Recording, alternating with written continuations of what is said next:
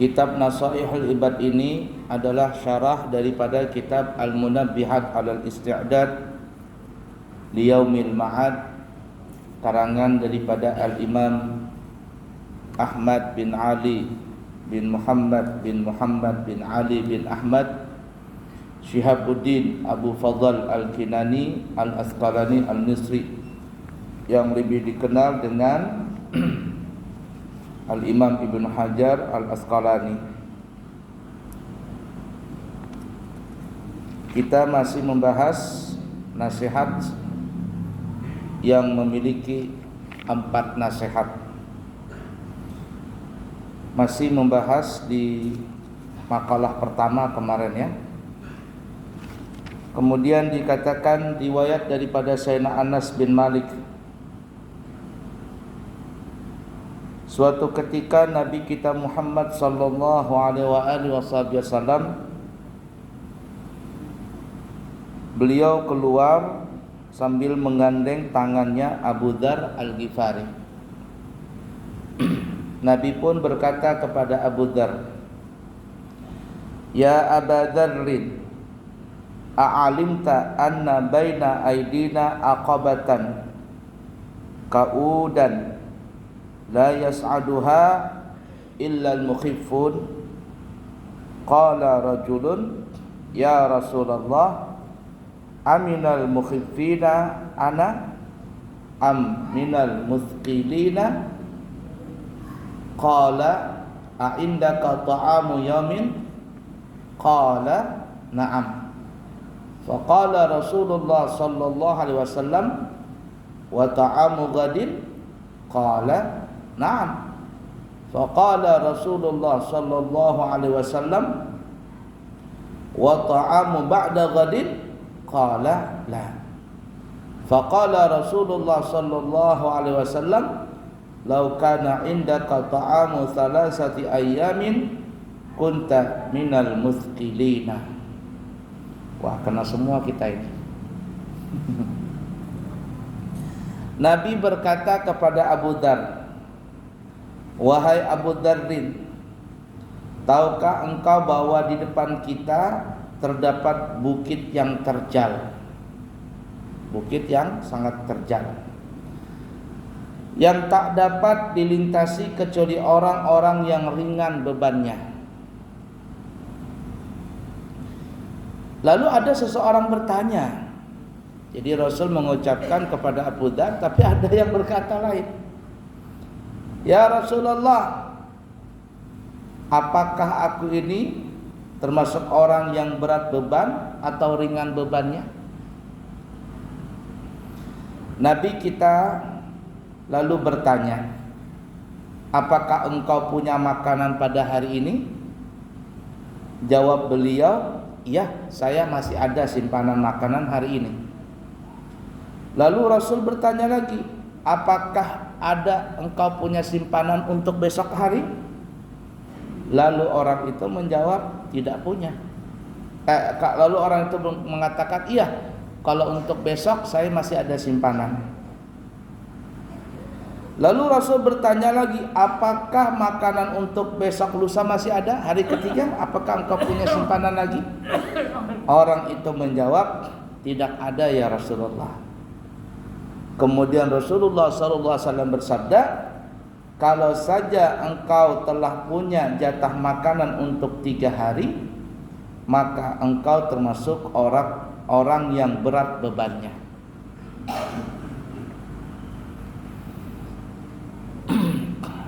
Kalau kita melihat hadis ini, apakah bukit yang terjal itu secara hissiyah, yakni memang terjal, atau apakah yang dimaksud oleh Nabi ini, yang dimaksud terjal itu adalah bukit untuk menuju akhirat? Di sini tidak diterangkan sih di kitab ini ya, maksud Nabi tadi. Tapi kalau menurut daripada cerita yang sesudahnya, Nabi bertanya kepada orang yang bertanya itu, "Apakah engkau punya makanan hari ini?" Orang itu menjawab, "Iya." "Kalau besok ada?" "Iya." Tapi untuk yang ketiga hari tidak punya makanan. Nah, menurut Rasulullah SAW, kalau kita umumnya ya, mempunyai ada simpanan makanan sampai 3 hari, kita itu termasuk orang yang banyak punya beban, banyak terlalu memikul beban. Kenapa? Ya karena kita khawatir tidak sampai atau tidak punya makanan untuk 3 hari ke depan. Padahal kita belum tentu, jangankan 3 hari ke depan, 1 jam setelah ini saja kita tidak tahu apakah kita masih hidup atau tidak. Memang sahabat pada zaman dulu ya, sahabat pada zaman dulu itu memang sifat mereka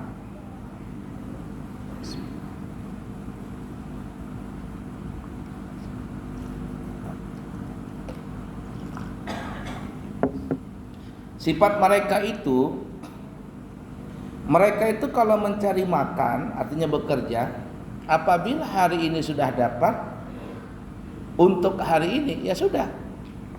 Hari ini ya untuk hari ini. Besok kalau ingin dapat makanan ya bekerja lagi. Jadi mereka itu memang sangat sederhana di dalam mengarungi hidup. Hari ini dapat ya sudah untuk hari ini. Besok cari lagi. Kalau kita ini kan terus terang sampai dipikirkan sampai 5 tahun ke depan pun kita sudah bersedia nih kalau terjadi apa-apa. Nah, inilah yang menyebabkan kita ini punya pikiran itu terlalu berat. Terlalu berat. Yang akhirnya kalau kurang-kurang iman menjadikan kita ini terlalu khawatir dengan rezeki kita yang akan datang. Sebenarnya tidak salah orang menabung, itu tidak ada salah, boleh untuk tabungan hari tua. Tapi sebenarnya tabungan yang perlu kita pikirkan adalah tabungan bukan di hari tua, tapi tabungan untuk bekal di akhirat. Berapa banyak orang yang menabung untuk bekal hari tuanya, ternyata setelah terkumpul belum sempat menikmati di hari tua, dia sudah meninggal lebih dahulu. Ini yang bisa dikatakan oleh Nabi tadi, minal muthqilin, orang yang berat-berat begitu. Yang belum tentu dia sampai umurnya di sana, dia sudah berberat-berat begitu. Bahkan kita tahu ya, Nabi kita pun meninggal dunia, beliau itu sampai menggadaikan baju rantainya kepada orang Yahudi. Nabi tidak berhutang. Kalau berhutang itu kan gak bisa bayar. Ini ada jaminan, menunjukkan bahwa Nabi ketika meninggal tidak mewariskan harta yang aneh-aneh. Dan cukuplah kita juga mempunyai pelajaran dari Nabi. Kalau kita ingin tenang, ketika kita meninggal dunia itu jangan sampai ada membawa hutang. Usahakan kita punya hutang di dunia ini sudah beres begitu. Nah, repotnya ada orang meninggal dunia meninggalkan hutang, ini yang repot sekali.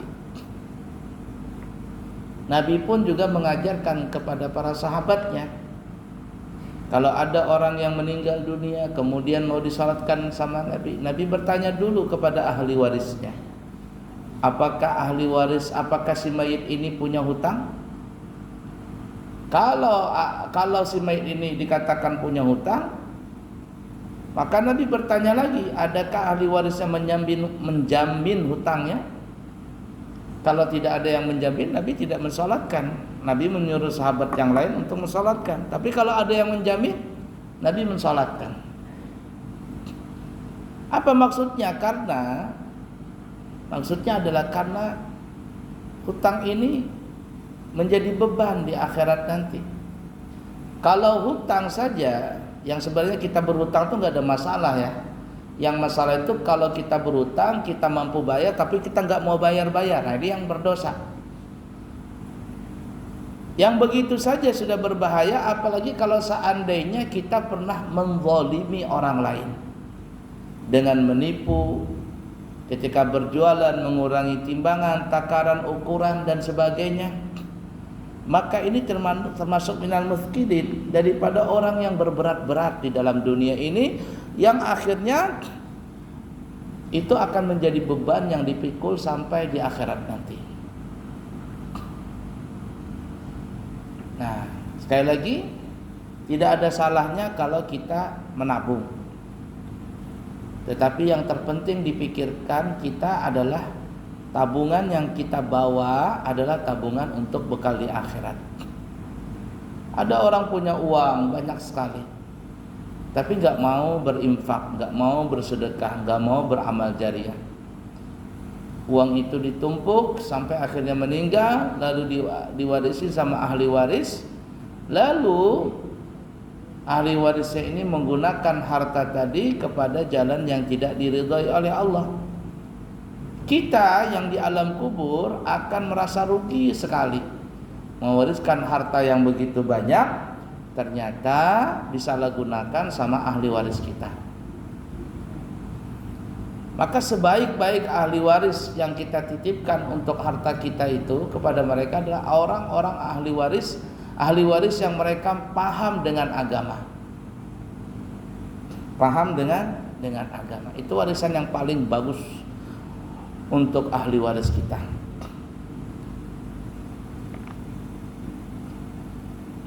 Ala kulli hal ya.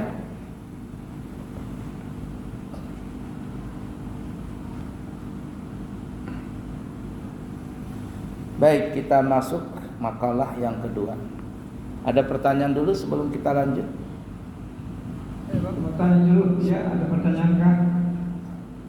Mohon.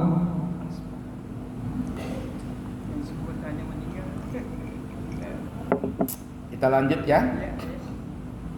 Al-maqalatus tsaniyah, pembahasan yang kedua. An qauli ba'dil hukama, ini adalah sebagian daripada perkataan para ulama ahli hikmah. Min ulama'i ahli hikmah, ulama daripada ahli hikmah. Ulama ahli hikmah ini, hikmah itu bahasa kitanya adalah bijaksana. Kalau ada ulama yang sudah sampai makom seperti ini yang kita kenal tadi namanya ahlu hikmah, maka orang itu sudah sangat bijaksana hatinya, sangat stabil mereka punya hati, sangat baik mereka punya hati. Kenapa? Karena akal sehat mereka dan hati mereka yang bersih itu yang mengatur dan mengendalikan hawa nafsu mereka. Kebalikan daripada ahli hikmah adalah orang yang tidak ahli hikmah, artinya tidak bijaksana, yang hatinya masih tidak stabil, hatinya masih bimbang, hatinya masih kasar. Ya, orang-orang yang seperti ini tidak bisa diminta fatwa, dan kalau memutuskan sesuatu tidak berimbang, gegabah di dalam semua masalah, yang akhirnya bisa kacau kalau dipegang sama orang yang tidak ahli dalam mengendalikan hatinya. Sebulan-bulan Ramadan kemarin saya berangkat umrah bersama rombongan gabung sama di Surabaya. Jadi saya bawa rombongan dari Balikpapan menuju ke Surabaya, kemudian kita satu pesawat dengan rombongan di Surabaya. Salah satu rombongan kami itu ada kiai pemimpinnya. Kiainya ini waktu mimpin itu dia pakai belangkon. Namanya juga orang Jawa kan ya. Pakai belangkon. Saya guyon sama Pak Yainya, Abah Yai kata saya punya belangkon juga di rumah. Maunya saya kemarin bawa juga belangkon seperti sampean. Ya. Kata beliau, anu abuya katanya, belangkon ini sebenarnya satu simbol dari orang-orang yang sudah bisa hatinya stabil. Karena beliau ini kan mimpin jamaah nih ya, mimpin jamaah, dan beliau ini sudah mengaluti jamaah itu dari tahun 80 atau tahun 90-an, sudah sangat lama. Sudah 30 tahunan lebih mungkin beliau bolak-balik Mekah itu mimpin jamaah. Jadi sudah sangat stabil hatinya dalam memimpin jamaah, karena kalau jamaah itu kan terlalu banyak modelnya.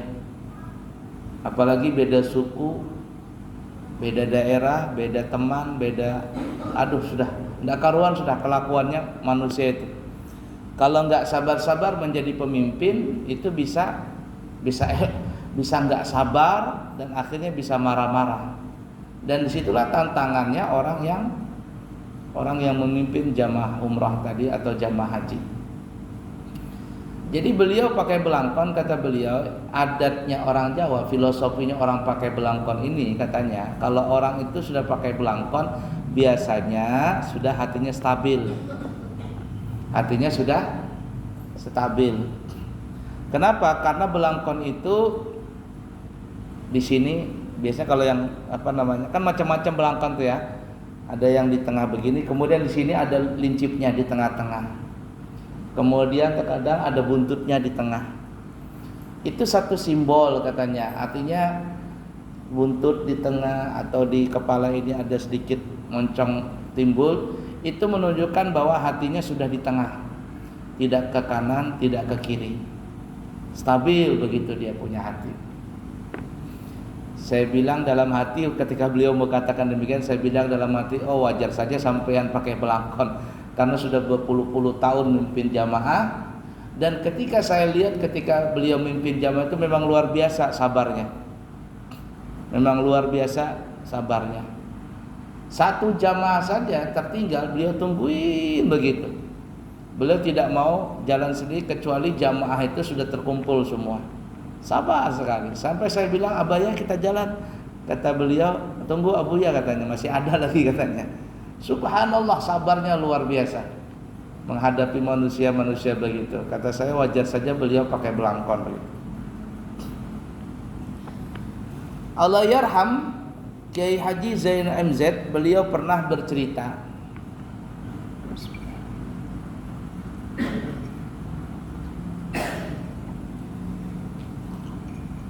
Al-Kisah ada seorang wali dari tanah Jawa. Ada seorang wali dari tanah Jawa. Dia ini mungkin berangkat haji begitu ya. Nah, waktu sholat di Masjidil Haram di depan Ka'bah, ini si wali orang Jawa ini, beliau sholatnya pakai belangkon. Sholat pakai belangkon. Di Jawa itu banyak loh kiai-kiai pakai belangkon. Coba sekali-sekali saya di sini ceramah pakai belangkon, kira-kira gimana ya? Nanti pas pakai belangkon ditanya semua orang Jawa, nggak bisa jawab saya. Cuman saya punya belangkon di rumah, senang saya pakai belangkon tuh kadang. Kadang saya pernah sholat, maksudnya saya sholat di rumah pakai belangkon tuh bisa. Dan belangkon itu kan kalau di Wali Songo kan Sunan Kalijaga yang pakai belangkon itu. Dan belangkon itu kan imamahnya bolangnya orang Jawa. Ciri khasnya imamahnya orang Jawa. Jadi kita kembali ke cerita tadi. Allah yarham Kiai Zain MZ, beliau cerita. Dulu kata beliau ada kiai wali dari Jawa, maksudnya seorang wali dari tanah Jawa berangkat ke Mekah. Beliau sholat di depan Ka'bah memakai apa? Belangkon. Tiba-tiba datanglah orang Arab nang kada tahu di bahasa juga nih, Arab nendi apa. Arab nang mucil. Masuk ke Masjidil Haram, ngelihat si wali Jawa ini pakai belangkon. Lalu si orang Arab ini bilang, apa ini? Lain bolang, lain surban, lain apa? Belangkon. Belangkon itu kan ada yang modelnya kayak batik begitu. Isenglah si orang Arab ini, lalu belangkonnya si wali dari Jawa ini di apa namanya? Kepalanya itu ditempeleng gini. Tek begitu. Ketika ditempeleng, belangkonnya ini mereng. Belangkonnya mereng. Pak, tak mereng begitu. Aneh tapi nyata. Ini Allah Kiai Haji Zain MC cerita. Ternyata pada saat itu ketika kopiah beliau mereng ditepak sama orang Arab ini, tiba-tiba tanah di sekitar areal tawaf, di sekitar Ka'bah itu jadi mereng. Mereng. Orang-orang pada bingung kenapa jadi mereng ini tanah ini. Bukan gempa, bukan apa, mereng. Tanahnya mereng, Ka'bahnya tetap, tanahnya aja mereng. Kenapa bisa mereng ini? Itu yang hati-hati dengan para wali-wali Allah ya. Terkadang wali-wali Allah itu memang mereka itu nggak ngelawan, dan memang mereka nggak ngelawan. Mereka cuma diam saja, dihina orang diam, dicaci maki orang diam. Kenapa? Karena mereka itu sudah stabil hatinya. Hatinya itu sudah stabil, dipuji, dihina, itu nggak ada bedanya, bagi mereka itu sama.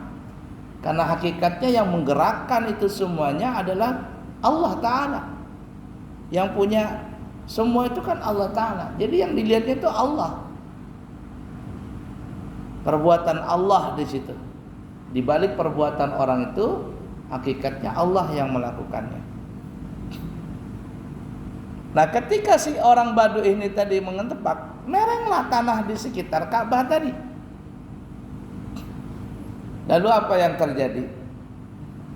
Tidak lama kemudian datanglah seorang wali dari Mekah ini. Wali dari Mekah juga. Wali orang Arab nih, masuk. Ketika beliau ingin tawaf, kenapa kata beliau tanah di Mekah ini, tanah di sekitar Ka'bah ini kok mereng? Ada apa ini? Lalu beliau melihat dengan mata batinnya. La ya'riful waliya illal waliyu, tidaklah kenal seseorang itu wali kecuali yang mengenal itu juga wali. Ya, wali itu bukan tandanya bisa terbang, bisa jalan di atas air, bisa jalan di atas dinding. Enggak, itu bukan wali itu. Belum tentu wali maksudnya. Kalau dikatakan wali itu bisa terbang, lalat, burung bisa terbang, tapi kan bukan wali. Kalau wali itu tandanya bisa jalan di atas air, mah kodok, buaya, ular bisa jalan di atas air. Kalau tandanya wali itu bisa jalan di atas dinding, cicak, kecoa, semut, semuanya bisa jalan di atas dinding. Tapi itu bukan tandanya wali. Wali itu la khaufun alaihim wa lahum yahzanun. Tidak takut, tidak pernah sedih. Kenapa? Ya tadi karena hati mereka tuh sudah stabil. Stabil sekali, enggak pernah takut, enggak pernah sedih, enggak pernah khawatir, tenang. Mereka beribadah jalan dengan apa yang sudah ditentukan oleh Allah. Kita kembali tadi. Maka si wali Arab ini masuk, ngelihat tanah jadi mereng. Kenapa kok bisa mereng? Dilihatnya dengan mata batinnya, kata beliau, nah ini jangan-jangan nih si orang ini nih yang lagi sholat belangkonnya mereng. Si wali nang dari Jawa ini tetap aja sholat ya. Lalu mendekatlah si wali dari orang Arab ini sambil membetulkan belangkonnya si wali Jawa tadi. Ketika dibetulkan, maka tanah di sekitar Ka'bah itu kembali menjadi rata. Kembali menjadi rata. Subhanallah. Kembali tadi yang kita katakan stabil hati mereka. Coba kalau potongan kita seperti ini. Kalau ada orang yang benci dengan kita, sudah kita main belangkon aja di rumah, plok, terbalik rumahnya. Ada orang yang jahat dengan kita, kita balik belangkon kita, terbalik dia punya mobil. Tidak seperti itu kita. Kenapa kita tidak diberikan karamah seperti itu? Karena kita punya hati nggak stabil, nggak stabil. Dan karamah itu munculnya dalam keadaan terdesak saja, dan bukan kemauan wali. Itu kemauan Allah Subhanahu wa taala. Sebenarnya hakikatnya kemauan Allah. Kalau kepada para aulia namanya mukjizat, atau namanya karamat, tapi kalau kepada para nabi disebutnya mukjizat.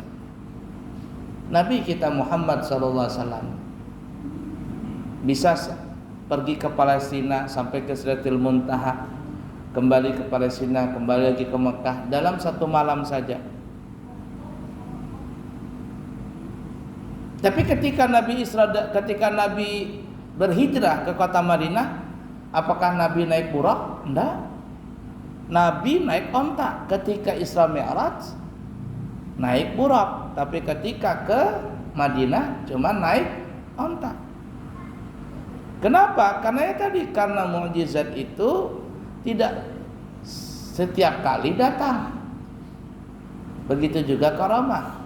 Mukjizat atau karamah ini datang waktu genting-gentingnya, dan memang itu semuanya hakikatnya kehendak Allah. Kehendak Allah Subhanahu wa taala. Kalaupun wali itu berkehendak, tapi di balik kehendaknya wali itu artinya hakikatnya kehendak Allah juga.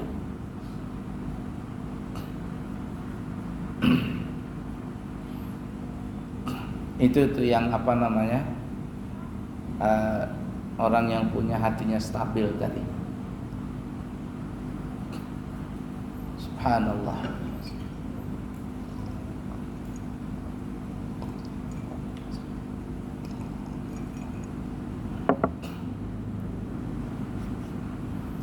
Ada sedikit cerita juga nih ya, tapi ini bukan belangkon, kisah mahkota. Ini kebalikannya ini. Kalau tadi belangkon, ini mahkota. Kalau mahkota siapa yang pakai? Yang pakai mahkota siapa? Raja biasanya kan ya. Jadi ada orang kaya. Orang kaya ini sudah ibarat kata terlanjur kaya, jadi nggak bisa miskin dia. Kalau orang tuh sudah terlanjur kaya, biar mau jadi miskin nggak bisa miskin. Begitu juga orang sudah terlanjur miskin, biar bagaimanapun mau kaya nggak bisa kaya, karena miskin dan kaya itu kan sudah suratan takdir, sudah begitu tuh. Jadi orang kaya ini memang sudah terlanjur kaya, mau miskin nggak bisa,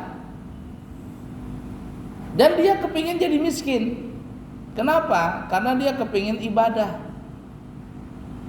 Orang miskin itu kan enak tuh ibadah. Ini potongan-potongan kita ini kan hampir rata-rata enggak juga lo orang kaya, enggak juga miskin. Coba kalau diantara kita ini punya toko 2, 3, 4, susah kita datang ke masjid ini. Makanya ada orang punya toko 1, subhanallah, rajin sholat berjamaah, rajin ke masjid. Punya toko 2, terkadang turun ke masjid, terkadang tidak. Punya toko 3, apa yang terjadi? Nggak ke masjid lagi, sholatnya di tokonya aja sudah. Punya toko 4, nggak sholat, nggak ke masjid, apa semuanya sibuk semuanya. Beruntunglah kita yang miskin-miskin ini, karena bisa masih beribadah. Kalau orang kaya itu berat ibadah. Ada salah satu orang kaya di Balikpapan, saya tidak sebutkan namanya. Dia punya toko banyak sekali. Suatu ketika dia datang ke Gunung Binjai, di tempat kakak saya.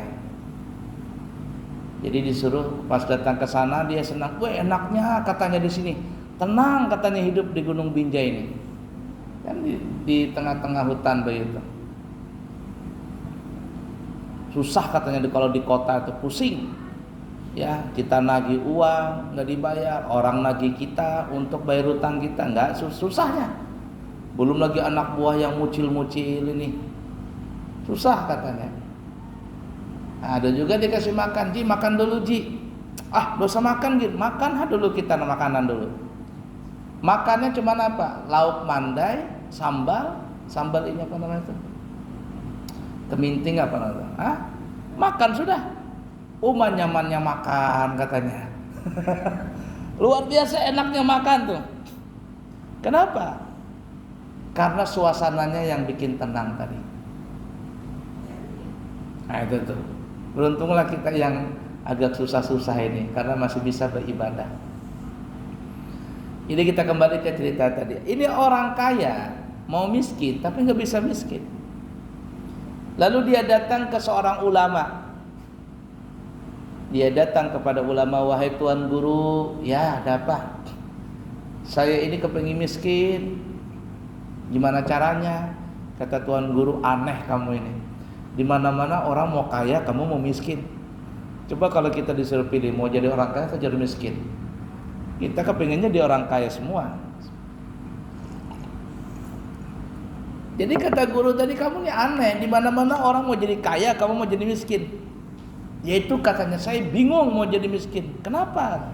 Kata gurunya, saya kepingin ibadah, tapi saya nggak bisa miskin. Saya sudah habiskan uang itu untuk sedekah sana, bangun masjid, bangun mushola ini itu, tapi nggak bisa-bisa. Datang lagi duit. Punya toko banyak, tapi kalau saya tutup, saya punya toko, ribut manusia, marah semuanya sama saya. Jadi kalau orang sudah punya toko nih, punya pelanggan banyak, kalau nggak buka, satu hari aja nggak buka, dimarahin sama pelanggan. Kenapa sih nggak buka-bukain? Coba lihat kalau yang punya toko sudah punya pelanggan itu, nggak buka sehari dua hari, dimarahin orang. Terkadang didatangin sampai ke rumahnya, kenapa Ji nggak buka-buka Ji, kita mau belanja. Malah dimarahin orang nggak buka. Saya ini kepingin jadi miskin, gimana caranya tuan guru? Aduh, katanya bingung juga ini caranya gimana. Sudah ngabiskan uang nggak bisa-bisa, datang lagi. Kata tuan guru begini aja katanya. Kamu betul mau jadi miskin? Iya. Kamu mau tenang gitu, nggak diganggu orang ibadah? Iya. Gini aja. Besok itu hari Jumat, itu di masjid kerajaan itu, raja akan sholat di masjid itu. Kamu ikut sholat dekat raja itu. Nanti setelah selesai sholat, kamu pukul kepala raja. Ketika kamu mukul kepala raja, kamu pasti ditangkap dan kamu akan dipenjara. Maka tenanglah kamu ibadah di penjara. Makanan ada sehari 3 kali makan, dijamin kan ya. Orang-orang gak bisa ngejar lagi ke kamu. Kamu enak ibadah dalam penjara. Kata orang kaya ini, masuk akal juga ini. Ini gurunya juga aneh nyarankannya. Ya sudah. Besok di hari Jumat, salatlah raja di masjid kerajaan. Si orang kaya ini salat juga dekat raja itu. Selesai salat Jumat, raja ini mau pakai mahkota. Karena kan raja pakai mahkota. Ketika raja mau pakai mahkota, datanglah orang kaya tadi itu. Tiba-tiba kepala raja yang tadi mau pasang mahkota ditepak kepalanya sama si orang kaya ini. Tergelinding dia punya mahkota, jatuh itu. Ajudan raja langsung mau nangkap ini teroris, kalau bahasa teroris ini. Mau ditangkap dia, kata raja, jangan ditangkap, jangan dipukul, jangan ditangkap, jangan dipukul. Orang-orang pada bingung. Raja, kenapa? Kok kami nggak boleh tangkap? Ini teroris ini mau mukul kamu. Kata raja, justru orang ini menyelamatkan aku. Bingunglah orang-orang. Justru orang ini yang menyelamatkan aku. Kalau enggak mati aku. Apa maksudnya? Coba kamu lihat, kata raja. Kamu lihat dalam mahkota itu ada 2 ekor kalajengking.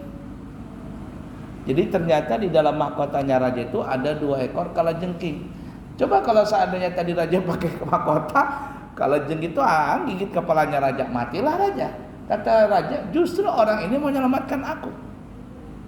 Jangan ditangkap, jangan dipukul, tapi berikan dia hadiah emas, perak dan sebagainya. Selamatlah orang ini.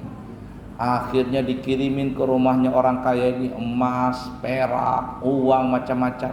Kalau enggak mati raja. Akhirnya apa? Si orang kaya ini datang lagi ke rumah gurunya. Guru, ya, nggak bisa jadi miskin guru. Malahan bertambah duitku lagi.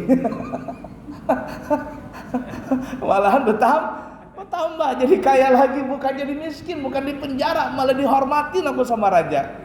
Dijamu sama raja, dikasih uang ini itu. Aduh, katanya. Kata tuan guru, ya begitulah takdirmu. Kalau memang sudah takdirmu jadi orang kaya, bagaimanapun mau jadi miskin, nggak bisa miskin. Maka beribadalah dengan kekayaanmu itu. Gunakan uang itu untuk sedekah, berinfak, beramal jariah, bangun masjid, bangun pesantren, ya, ngasih beasiswa anak yang rajin belajar, sekolah ke luar negeri. Nah, itu ya. Hai, cukup sekian dulu. Tem kata guru yang cukup sekian dulu, semoga ada manfaatnya. Subhanakallahumma bihamdika asyhadu an la ilaha illa anta astaghfiruka wa atubu ilaik. Insyaallah nanti kami berangkat umrah di bulan Agustus, tanggal 11 Agustus membawa jamaah. Juga ada keberangkatan sebulan berikutnya, September, Oktober, dan setiap bulan ada keberangkatan. Para jamaah yang kepingin berangkat umrah bersama kami buka 9 hari perjalanan umrah itu dengan harga 29 juta, sudah include dari Balikpapan, tiket, hotel, semuanya sudah lengkap. 9 hari 29 juta. Dan 12 hari dengan harga 32 juta, juga include semuanya lengkap dari Balikpapan. Siapa tahu ada yang kepingin berangkat umrah bareng kami, maka segera mendaftar supaya kita bisa menyusun jadwalnya. Kemudian pesantren kami juga membuka santri baru, penerimaan santri baru tingkat ula, ustaz ulia atau SD, SMP, SMA, tahfidzul Quran, kitab-kitab agama, pelajaran bahasa Inggris, komputer juga ada di pesantren kami insyaallah. Siapa tahu yang kepingin mendaftar, maka kami terima dari umur 7 tahun. Dari kelas 1 SD kita sudah terima. Yang baik dari Allah, yang buruk dari pribadi. Subhanakallahumma bihamdika asyhadu an la ilaha illa anta astaghfiruka wa atubu ilaik. Wa akhiru kalam, wassalamu alaikum warahmatullahi wabarakatuh.